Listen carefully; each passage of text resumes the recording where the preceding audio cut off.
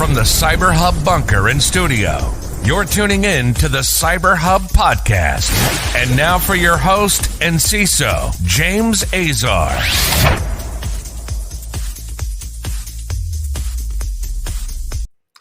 Good morning, everyone. James Azar here with the Practitioner Brief. It is Wednesday, April 28th, 2021. I've been away for a few days.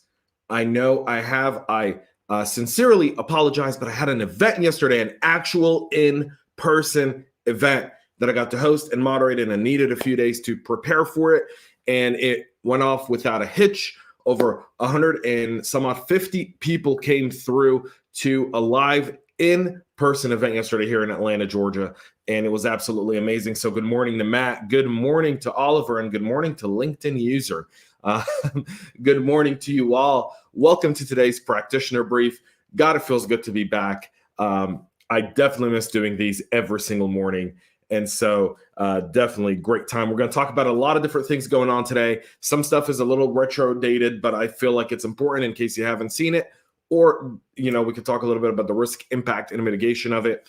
We're going to be talking about how the DC police, who are now under a ransomware attack, are being threatened with some really sensitive data being exposed. The FBI and CISA release Russian information. Google patches another few significant vulnerabilities in Google Chrome. Adobe releases a new open door anomaly detection tool. And the Emotet malware finally destroys itself. So good morning to Christopher Joseph. Good morning, good sir. And good morning to the legendary David Vaughn. What is happening? All right, folks, let's get right into what's happening today. But before we do that, a big shout out. If you have not subscribed to the podcast, please do so right now. I started off backwards, right? I'm a little rusty. 2 days I get rusty. I apologize. So if you haven't subscribed or shared today's show, please do so right now. If you haven't subscribed on your favorite podcast listening platform for audio podcasts, or you haven't subscribed to us on YouTube, please do so right now. That definitely helps us out significantly. I also want to give a big shout out to our sponsors, KnowBe4, Wistic, and Ativo Networks. Thank you so much for your support and helping support this podcast and the show. And folks, what are you drinking this morning? A double espresso, maybe? A coffee, a latte, a cappuccino, tea? I know Chris Roberts is a big tea guy. He's got to have his dark British tea in the morning. My double espresso. Cheers. All right, let's get right into what's going on today. And there's a lot to talk about. So DC police is under the impacts of an active ransomware attack. And this specific attack has 250 gigs of encrypted data available right there. So just to kind of, before I continue, some people are drinking bourbon. Nathan, you're on bourbon this morning. That's awesome, brother. It's 5 o'clock somewhere. I'm not going to judge. Dave is drinking Jack. Dylan says it's hard to survive without some caffeine. I agree. Coffee for now for Chris. And Gary says, great show, James. Thank you, Gary. Really appreciate that. So the Babook Locker gang is claiming in a post on the dark web that they've compromised the DC police network, stole 250 gigabytes of unencrypted files. Screenshots were shared. Some of that data contains informant data, and you can see that right there. Also, intel data that was sitting on the DC police servers, unencrypted, gang data, social media, street gangs, threat logs, threat tracking, hate crimes, you name it. So, all this data was taken, and it's been taken and being held at ransom by the Babook Locker ransomware criminal gang. The criminal gang is highlighting the fact that they have this data, and if they're not paid, they're just going to release it. Yes. So a few comments here. Muhammad, come on, guys, I'm fasting over here. Yeah, but it is the holy month of Ramadan. So Muhammad, we do apologize. I would suggest you tune in at 9:05 after I have my drink of coffee, though. And Matt says, oh, snitches get virtual stitches. Yes, DC police is in a world of trouble here. This kind of brings out the idea of the simple controls that we have to put in place, right? When was the last time anyone in an organization who's a practitioner audited the encrypted data that's sitting in places? Because so many times that data is just sitting somewhere and it's unencrypted, and once a successful attack gets through, once there's a successful incident, that data is exfiltrated and now it's out there. And you go, man, why didn't we encrypt this data? One thing I took away from the story this morning was, have we done an inventory of what data is encrypted and not encrypted? Could someone have uploaded data that had not been encrypted into one of our cloud servers, into one of our environments, and put it there for testing purposes, for whatever, and it's there and no one's ever deleted it? Hygiene is so critical. And I don't have anything to indicate here that DC police was irresponsible. There's nothing like here, and I'm not going to go down that path because I'm not going to bash victims of a crime. That is a standard I hold true to unless there's pure negligence. Christopher asks, why is this data not encrypted? Man, that's a great question. That's a great question, but there's so many ways where data gets into a system and it's unencrypted. It could be a backlog. It could be the idea that they want to have access to it. It could be that it's open source, meaning within the department they trusted. They could believe that the network is air-gapped.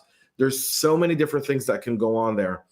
And this is really significant. But going back to what I was saying a second ago, maybe today's a great day to kind of send someone on your team. And if this is the beauty of interns.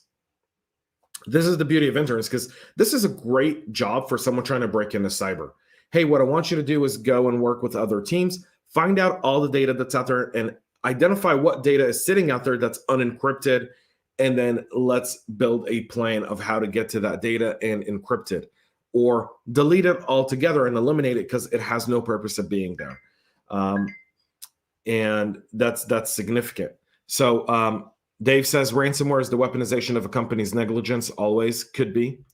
Io says it could have been an inside job. There's a chance it could have been, but again, nothing to indicate that. So I know we always love to see a headline and go down that route, but I think right now what we need to do is just understand that this could happen to anyone. Ransomware attacks do really happen to anyone. And I thought you meant blaming the intern. No, Matt, I was not blaming an intern. I was saying, we constantly talk about the idea. We constantly talk about the idea of bringing in people into cyber. This is a great one-time task for them, right? Go work with DevOps, with engineering, with architecture, with data, with marketing. Find out what data is out there. The DC, and I'm bringing this from a commercial perspective, not a police perspective, which I think police should also be bringing in cybersecurity interns to help shore up some of the places where they're underfunded. So, that's really important. Let's go on to our next story, where DHS and CISAs and FBI on Monday published a new joint advisory of their latest escapades on the tactics, techniques, and procedures used by the Russian Foreign Intelligence Service, also known as SVR. By employing stealthy intrusion tradecraft within compromised network, the intelligence agencies say that the SVR activity, which includes the recent SolarWinds attack as on Orion, as well as several others, have been using to gather intelligence. The cyber actors also being tracked under different monikers. So here we go. You guys ready for this? They have multiple names.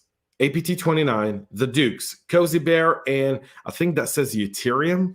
Can we give them one name? Will you guys back me up on this as an industry, please?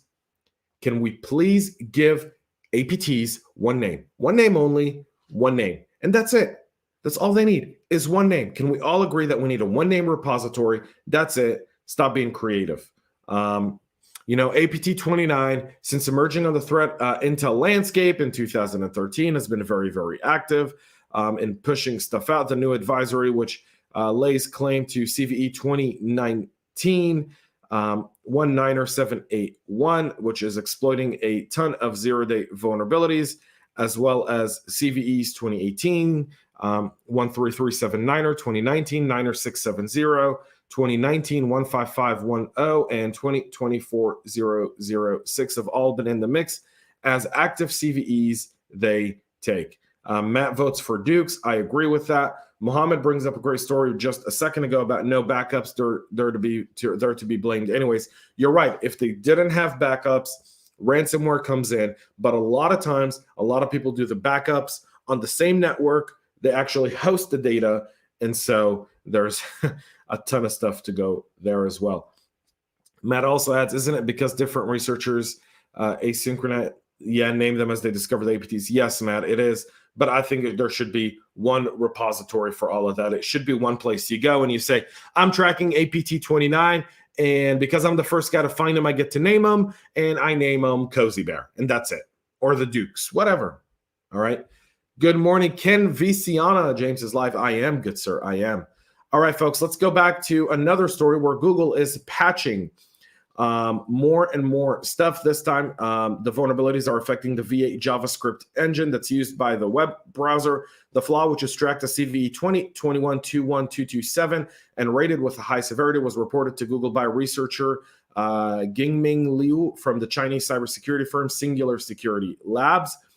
The hacker says that CVE 2021.21227 is related to CVE 2020.16040 and CVE 2020.15965, similar to high-severity V8 vulnerabilities that Google patched in Chrome in December and September of 2020, respectively.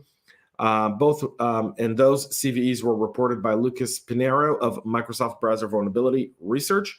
Google has patched several serious V8 vulnerabilities, so please make sure to update your Google Chrome browser if that's the browser of choice you are using in your day-to-day life. The Chrome 90 update has been released and is ready for there. The bug bounty, by the way, prize for the person who found this was $15,000. So well done. Our international community of cyber professionals is out in full effect. Adobe, realizing that their products are inherently likely to be used by threat actors, have now released an open source one-stop anomaly shop, a new tool that's designed to help security teams discover anomalies in data sets within Adobe. This is a great move by Adobe. They're building essentially on previous research and white papers and other projects from Adobe's security intelligence team. OSAS is an out-of-box which allows researchers to experiment with data sets, control data processing, and feature combining, and help identify a solution for detecting different security threats. The new open source project tackles the issues around data sparsity, which may appear when using machine learning algorithms and models with security logs that present a large feature space, in which case previously unseen examples may be poorly handled. So to reduce this effects, OSAS implements a two-step approach to data processing, where raw data is first consumed and tagged based on standard receipts and labels. This is a GitHub open source project. You can see it right here. It's github.com/Adobe/OSAS, and you can get everything right there from Adobe and run it within your own environment. A great move by Adobe. And our final good news of the day is that Emotet has finally been taken down forever and ever. We shall bow our heads for a moment of silence to remember the good folks over at the Emotet ransomware that have terrorized so many folks over the years, so many organizations over the years who are now dead and gone. Law enforcement authorities from the Netherlands, Germany, US, UK, France, Lithuania, Canada, and the Ukraine were all involved in the 3-month operation in which they seized the servers and then issued a takeaway of Emotet. So any system that was infected with the Emotet loader is now clear of it. Malwarebytes has also confirmed that Emotet infected has all but been gone. And so we, folks, are one ransomware family down, about 260 to go. But, let's celebrate the small victories we get along the ways, because in security, oftentimes, we're not always the bearers of good news. So again, court operation, law enforcement, love it, folks. That's it for our show today. Tonight, the Tech Town Square with Eddie. We'll be talking about AI again, but a very, very interesting aspect of AI. How is AI manipulating the way we think in a town square format, so you don't want to miss it tonight. It's going to be an awesome show. That's 8 p.m. Eastern. Eddie and myself will be there. A CISO Talk episode drop is coming later today. State of Vendor Risk Management. If you're wondering all about it and wondering to know how I'm doing on my Excel challenge, you can tune in, go to the CISO Talk podcast. That's a completely different podcast than your audio listening podcast. And it'll be live right here on the CyberHub podcast page as well. That's it for us here today, folks. Thanks so much for watching. Thank you for tuning in. Thank you for all the great comments on today's show, folks. I'm going to start doing this off my page each and every single morning at 9 a.m. Eastern Standard Time. Until next time, guys, have a great rest of your day. And most importantly, the really biggest, most important thing, folks, is to stay cyber safe. Take care. We love feedback, so make sure to connect with us on social media and subscribe to our podcast on your favorite podcast listening platform.